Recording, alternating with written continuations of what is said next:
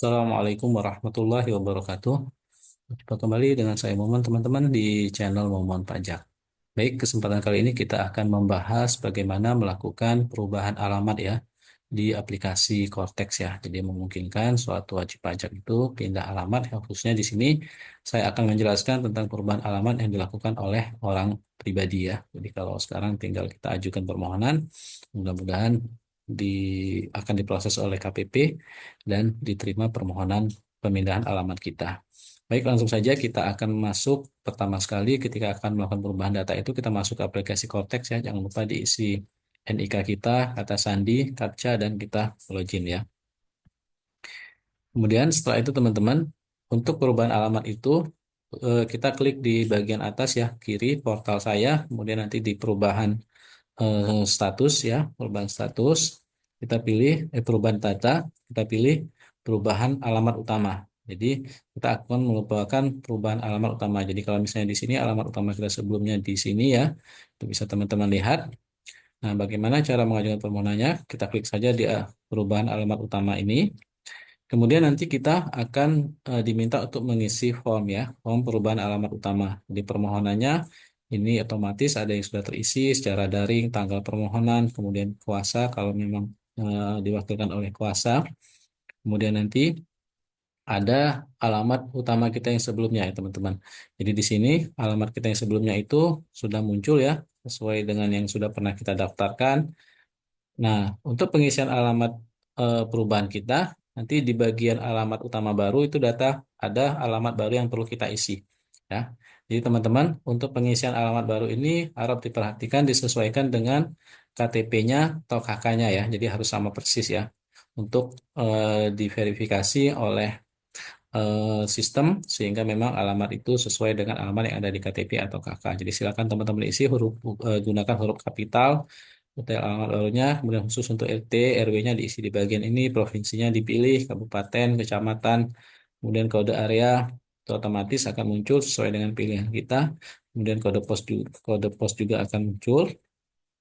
Nah, berikutnya yang perlu teman-teman perhatikan adalah kita men-tag alamat kita yang baru ya. Jadi ini adalah kita memastikan bahwa memang alamat itu sesuai dengan alamat yang kita tulis. Jadi kita harus men-tag alamat baru kita tersebut. Dan lokasi kita itu apakah disewa ataukah memang milik sendiri ya itu kita bisa tentukan sendiri ya. Itu teman-teman ya.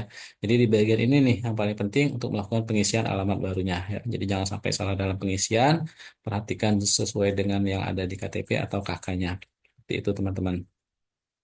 Ini juga nanti akan muncul pada KPP barunya dan bagian pengawasan barunya ya. Kalau contoh yang saya sampaikan di sini, ini kebetulan yang masih dalam satu wilayah KPP ya. Jadi teman-teman kalau misalnya beda kecamatan, mungkin ada yang sudah memungkinkan untuk beda KPP atau mungkin apalagi beda kota, itu memungkinkan untuk kemungkinan beda KPP. Artinya nanti administrasi teman-teman ya berada di KPP yang baru tersebut.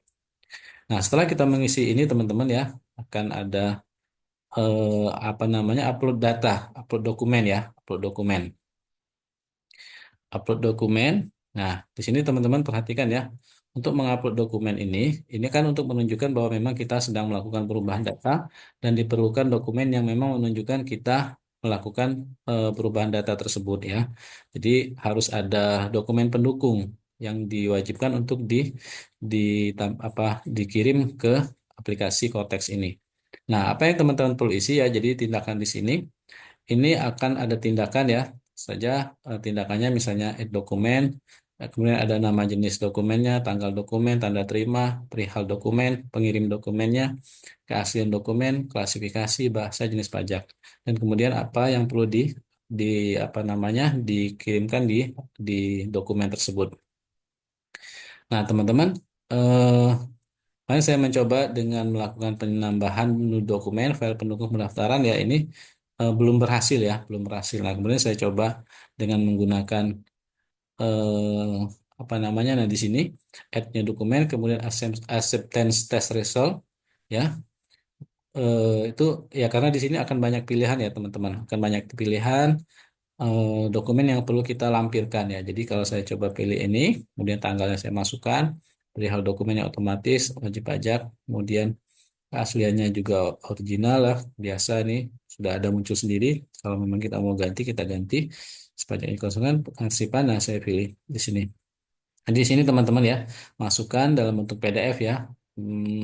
Misalnya KTP kita atau KK kita yang memang menunjukkan kita sudah melakukan perubahan alamat yang baru yang sesuai dengan KTP tersebut ya.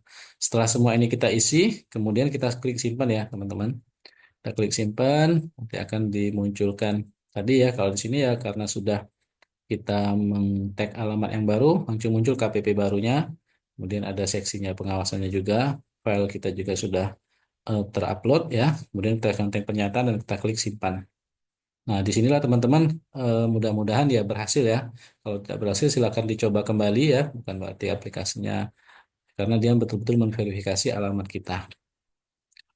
Akan apa namanya loading ya.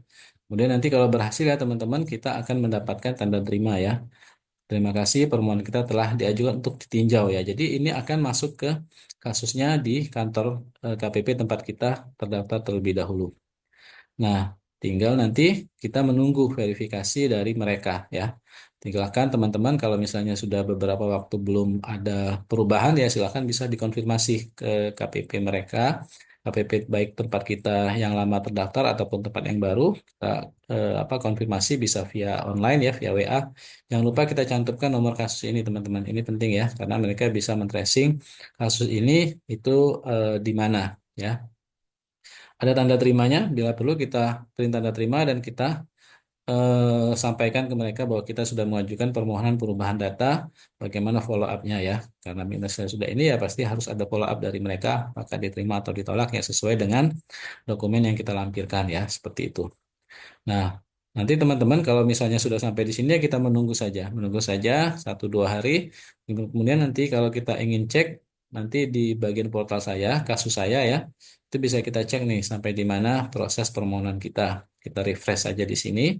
Karena biasanya ini tampilan awalnya ya adalah kosong ya kita refresh nanti akan muncul permohonan-permohonan yang pernah kita ajukan ya. Kalau misalnya di sini ada umpan balik ini ya itu artinya eh, apa namanya ada dokumen yang disampaikan kepada kita juga yang sudah selesai lah katakanlah seperti itu. Kemudian, nah di sini nih misalnya perubahan alamat, ya kita pilih saja di sini untuk melihat kasusnya sudah selesai apa belum. Nah, berarti kalau misalnya teman-teman melihat ini sudah selesai, artinya apa? Artinya permohonan kita sudah selesai. Permohonan pemindahan alamat kita sudah selesai. Bagaimana mendapatkan dokumen yang menunjukkan bahwa kita itu sudah melakukan perubahan data, nanti akan dikirimkan secara otomatis juga ketika disetujui itu akan ada surat perubahan data. Nah, di bagian mana kita bisa mendapatkan itu? Kita bisa mendapatkan di bagian dokumen ini ya. Jadi setiap kasus itu ada tampilan untuk melihat dokumen-dokumen apa yang terkait dengan permohonan atau kasus itu. Kita klik saja di dokumen, nanti akan ada informasi terkait dengan dokumen-dokumen kita. Ya, di sini salah satunya adalah surat perubahan data tadi ya. Kita klik saja unduh. Nanti di sini akan ada pemberitahuan, surat pemberitahuan perubahan data, ada nama NPWP kita, kemudian juga ada perubahan data terkait tadi dengan alamat kita ya. Jadi alamat sebelumnya, kemudian juga alamat sesudahnya, kemudian ada keterangan tentang kode KPP ya. Ini menunjukkan artinya perubahan data kita itu sudah berhasil dan sudah selesai ya. Seperti itu ya teman-teman. Nah, kemudian untuk memastikan lagi silakan teman-teman masuk di konteksnya kembali. Kemudian kita cek di bagian ikhtisar profil kita ya, apakah alamat di kotak itu sudah berubah. Nah, ini alhamdulillah teman-teman ya, sudah berhasil kita melakukan perubahan data. Ya, artinya secara resmi kita sudah alamat utama kita sudah berubah sesuai dengan kondisi kita yang sekarang ya, sesuai dengan KTP atau KK kita ya. Seperti itu ya. Teman-teman ya, mudah-mudahan silakan kalau teman-teman yang ingin melakukan perubahan alamat ya tidak perlu ke KPP lagi. Silakan langsung melakukan perubahan data saja di konteks tersebut ya, tinggal nunggu verifikasi dari mereka. Kalau mungkin belum ada jawaban ya silakan dikonfirmasi ya. 1-2 hari harusnya sudah ada hasilnya seperti itu ya teman-teman. Demikian teman-teman sekilas ya tata cara perubahan alamat di konteks ini yang mudah-mudahan bermanfaat dan membantu teman-teman sekalian. Jangan lupa ya teman-teman untuk membantu channel ini dengan subscribe, like, and share dan komen. Kalau ada pertanyaan ya silakan. Dan juga teman-teman saya doakan senantiasa juga sehat selalu, murah rezeki ya dan usahanya senantiasa berkah dan berhasil. Demikian teman-teman. Assalamualaikum warahmatullahi wabarakatuh.